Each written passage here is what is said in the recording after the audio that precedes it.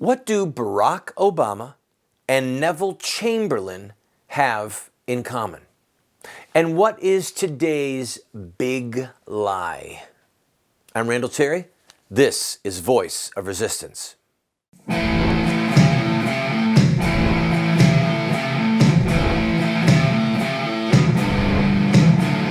Those who forsake the law praise the wicked. Those who uphold the law resist them. Welcome to the Voice of Resistance. Here's your host, Randall Terry. Welcome to the program. If you are new to this show, I'd like to tell you something about myself that does matter for the topic that I'm about to cover, and that is Islamic terrorism. I have a master's degree in diplomacy and international terrorism. I received this master's degree, I believe, in the year 2011. My wife would remember better than I. From Norwich University. Norwich University is a very old and prestigious military school. It was opened not too long after West Point by one of the former leaders of West Point, and it was the first college where the ROTC program emerged. There's a very long and honorable and proud history associated with Norwich University. It is a great school. For those of you who have gone to college, you know how difficult college work can be, all right? Undergraduate work, bachelor's and master's degree or PhD work, they're very different. Master's degrees and PhDs require enormous amounts of research, enormous amounts of time reading and researching. It's not the same as my undergraduate work.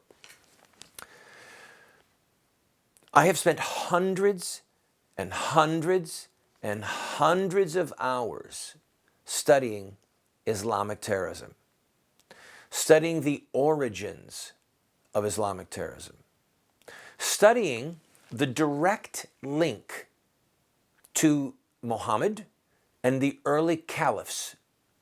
There are some people that call it Salafi terrorism.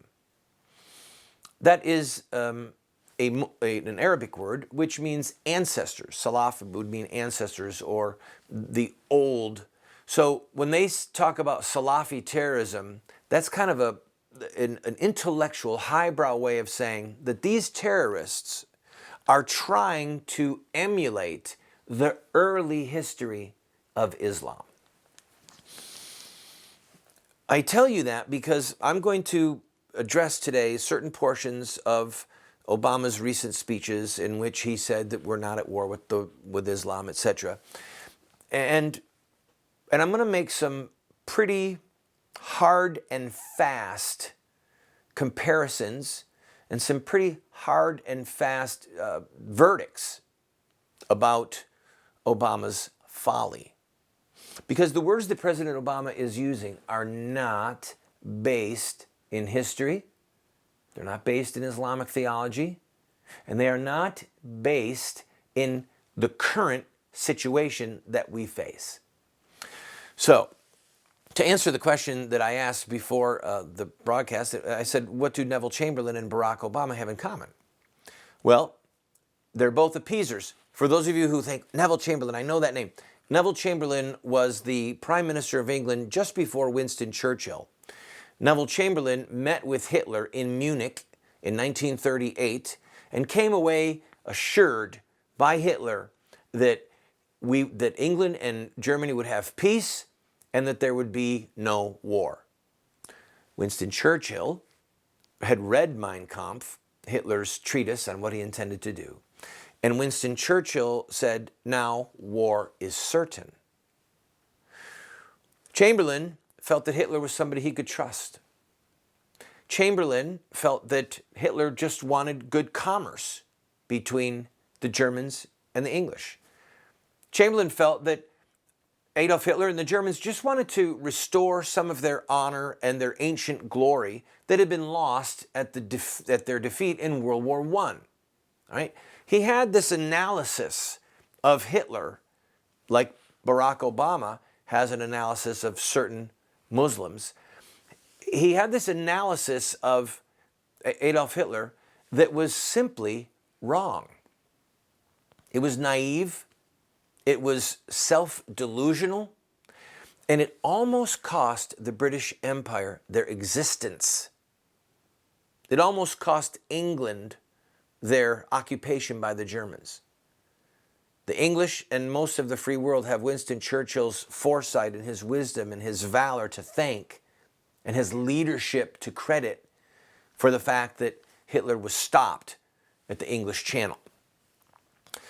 Well, Barack Hussein Obama is following in the intellectual and foreign relations footsteps of Neville Chamberlain. When we come back from this break, I'm going to play a couple of clips for you from one of Obama's recent speeches, and I'm going to talk to you about the facts on the ground, okay? There are certain facts that simply cannot be ignored, and if we follow the siren call that Obama is giving us, like many Englishmen followed the siren call of Neville Chamberlain, we will find ourselves in a very vulnerable and very dangerous place. Because just as Adolf Hitler had a vision, and it was in his book, there are devout Muslims who have a vision, and it is in their book, and they intend to execute it.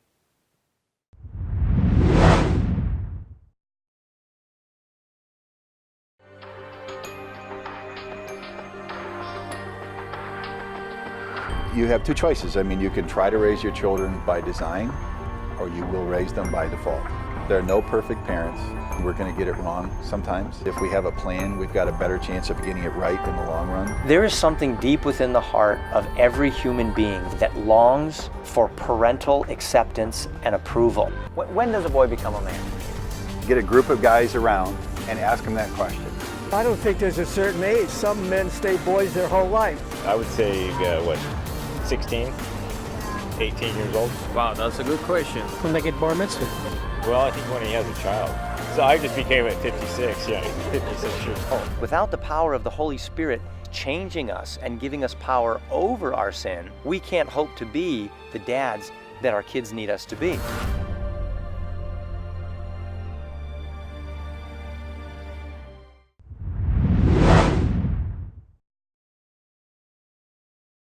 Welcome back to the program, friend. This is Voice of Resistance. I'm your host, Randall Terry. We are going to play for you a couple of clips from President Obama's recent speech.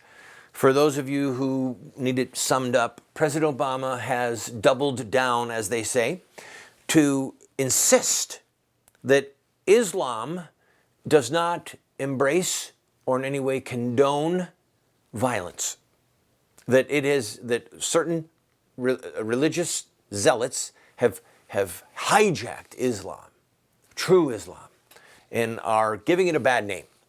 And that Muslim leaders all over the world need to condemn what they're doing, and we all need to understand that Islam is in fact a religion of peace, and they are not in any manner, shape, or form at war with us, and neither are we at war with them. In fact, let's hear him say it. But the notion that the West is at war with Islam is an ugly lie.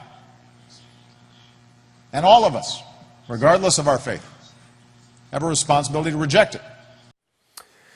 Well, I am going to explain to you historically how that is simply not true. All right? What does Islam mean? It means surrender. It means peace. Peaceful surrender. Dar al-Islam, the house of surrender. It is that part of the world that has submitted to the dictates of Muhammad and to his traditions and to Sharia law. In Islamic ideology, it is called Dar al-Islam. Then there is Dar al-Harb. Dar al-Harb, the house of war. The house of war in Islamic ideology and political philosophy are those portions of the world that have not submitted, have not surrendered to the dictates of Muhammad and the demands of Sharia law. At the core of Islamic ideology is the unalterable fact given by Muhammad himself in the Quran itself that Islam is at war with the infidel religions, with the people of the cross, with polytheists, with the Jews.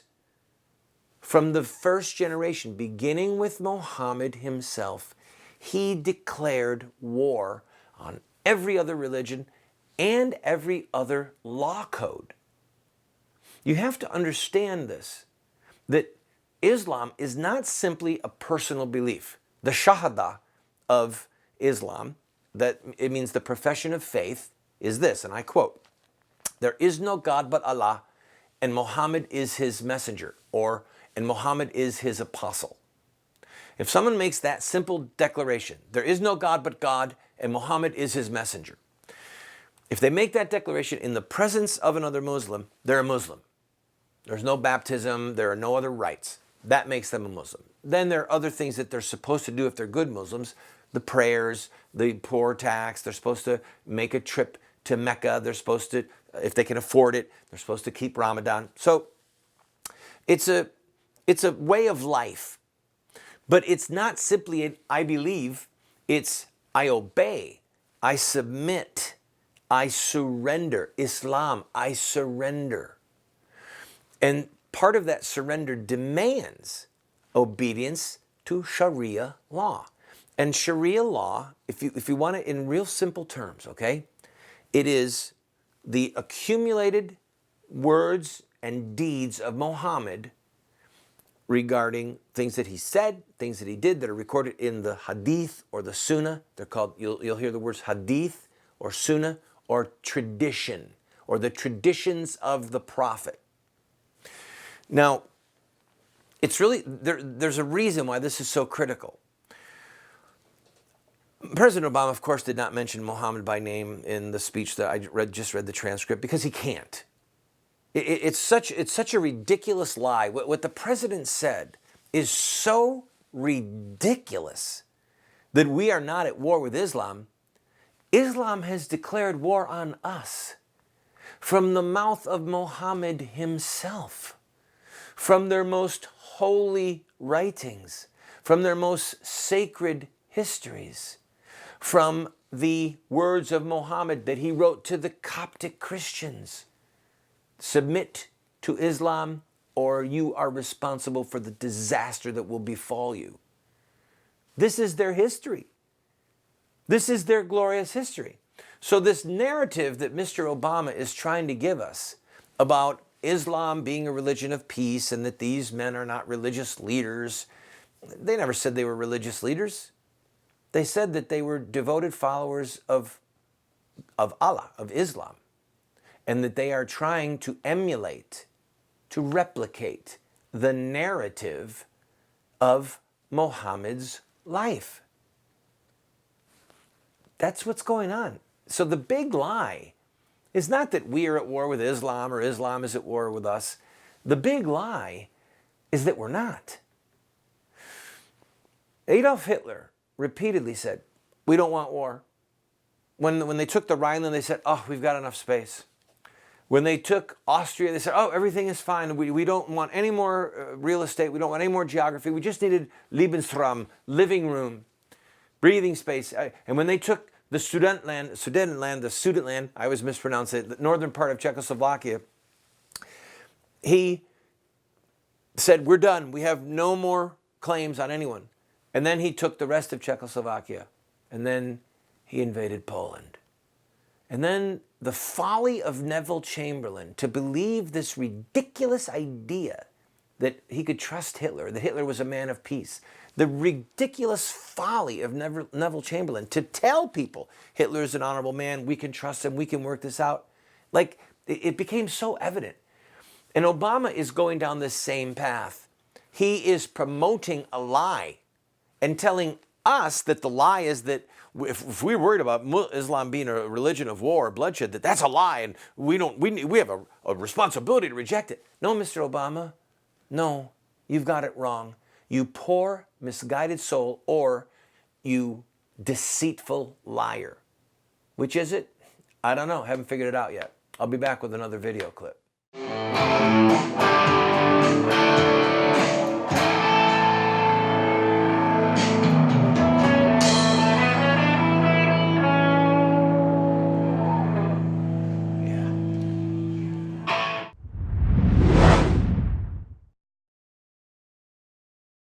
Do you want to get America out of the hands of wicked and unjust men and women who are destroying the republic before our eyes, and put leadership back into the hands of righteous men and women so that we don't die as a nation?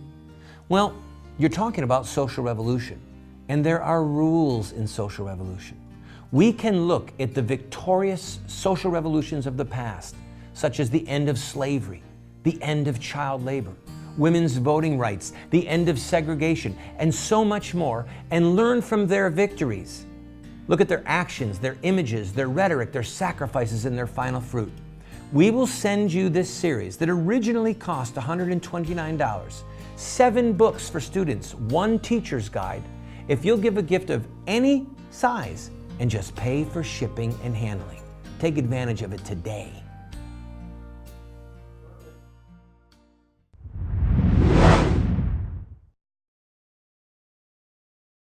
Welcome back to the program. By the way, the correct pronunciation is Sudetenland. Can't even say the word correct. All right. Good thing we're live. I want to play another clip for you from President Obama's speech. And by the way, before the end of the last break, I made a comment that either he is deceived or he is a deceitful liar. And it's got to be one or the other. All right. Neville Chamberlain was deceived and was lying. You follow me?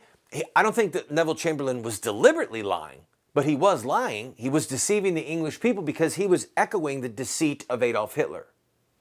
So whether Obama is deliberately honoring portions of his Muslim upbringing, whether he is deliberately deceiving us, deliberately, or whether he is simply deceived and is carrying on the deceit, I don't know.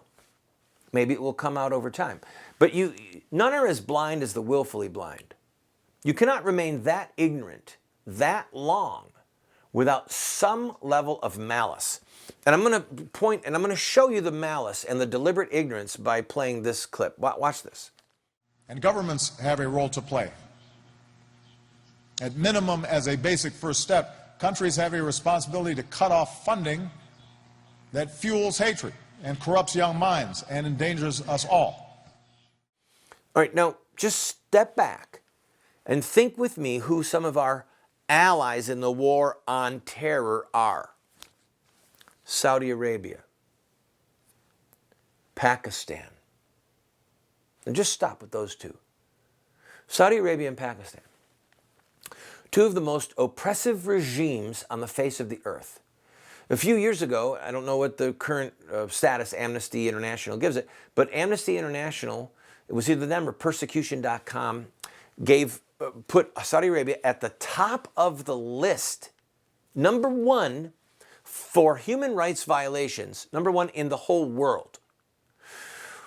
And these governments sustain the madrasas, the religious schools that little boys go to, little Muslim boys, where they are taught the glories of jihad, where they are taught the Quranic verses and the record of the hadith or the traditions of the prophet.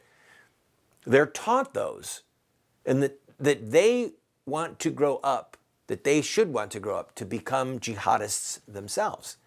They want to be like Muhammad. So to say that governments should try and get away or speak against the ideology of hatred, it's ludicrous. They're funding the ideology of hatred.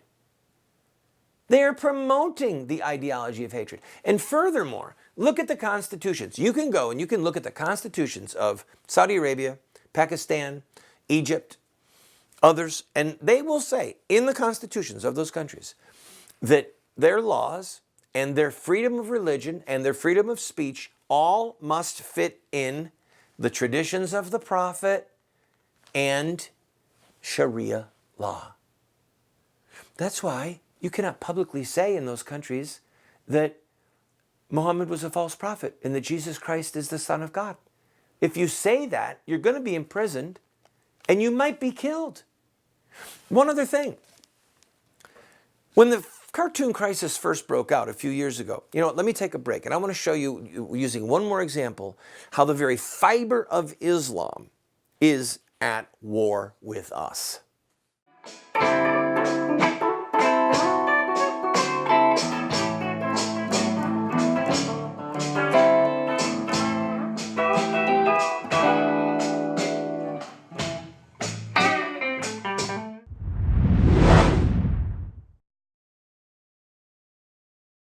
I have been a leader in the pro-life movement for 30 years.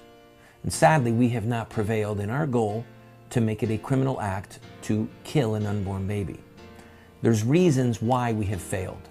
I wrote this book, A Humble Plea, to Catholic bishops, to evangelical clergy, and to lay people, explaining where we went wrong and what we have to do to prevail. We've made this available as a PDF online for free. I encourage you to go and download your own copy. Why does a nice guy like me keep getting thrown in jail? I have been arrested almost 50 times and spent over a year of my life locked up in various prison facilities. And I wrote a book, many books. In fact, one of them is called Why Does a Nice Guy Like Me Keep Getting Thrown in Jail? It's a theological work, answering those who say that the church should not be involved in politics or that we should retreat. I encourage you to get it. In fact, get one and give it to your pastor.